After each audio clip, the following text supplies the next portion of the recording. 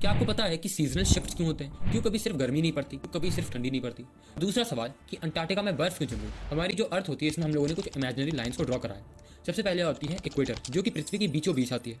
ये अर्थ को दो भाग में स्प्लिट करती है। ऊपर वाले को नॉर्दर्न हेमिस्फीयर बोला और नीचे वाले को साउदर्न हेमिस्फीयर बोला गया। इसके बाद दो रेखाएं आती है, ऊपर ट्रॉपिक ऑफ कैंसर और नीचे ट्रॉपिक ऑफ कैप्रिकॉन आती है। ऊपर आर्कटिक रेखा और नीचे अंटार्कटिक रेखा। अब होता क्या है कि अप्रैल, मई, जून इन सब के समय सूर्य की रोशनी ट्रॉपिक ऑफ कैंसर में पड़ती है। इसलिए नॉर्दर्न हेमिस्फीयर में जो भी कंट्रीज जैसे भारत, पाकिस्तान, इन सब में गर्मी का समय आता है। ठीक इसी के अपोजिटली ऑस्ट्रेलिया, साउथ अफ्रीका, यहाँ पर ठंड पड़ रही होती है। इसके बाद नवंबर, दिसंबर, जनवरी सूर्य की जो रोशनी है वो ट्रॉपिक ऑफ कैप्रिकॉन में आती है। इसलिए ऑस्ट्रेलिया, साउथ अफ्रीका इन सारी जगहों पर गर्मी पड़ती है और जो नॉर्दर्न हेमिस्फीयर है जैसे इंडिया, पाकिस्तान, यहाँ पर ठंड पड़ती है। इसके बाद होता क्या है कि ट्रॉपिक ऑफ कैंसर या ट्रॉपिक ऑफ कैप्रिकॉन कहीं पर भी सूर्य रहे, बीच वाले एरिया में हमेशा गर्मी पड़ती है। इस वजह से हम टॉरिड एरिया बोलते हैं। चाहे सूर्य ट्रॉपिक ऑफ कैंसर में रहे या सूर्य ट्रॉपिक ऑफ कैप्रिकॉन में रहे, पोल्स में हमेशा ठंड पड़ती है। इस वजह से इन जोन को हम फ्रिजिड जोन बोलते हैं। कारण यही है कि रशिया में हमेशा बर्फ गिरती रहती है, अंटार्कटिका में बर्फ जम गई क्योंकि यहाँ का तापमान बहुत कम हो गया।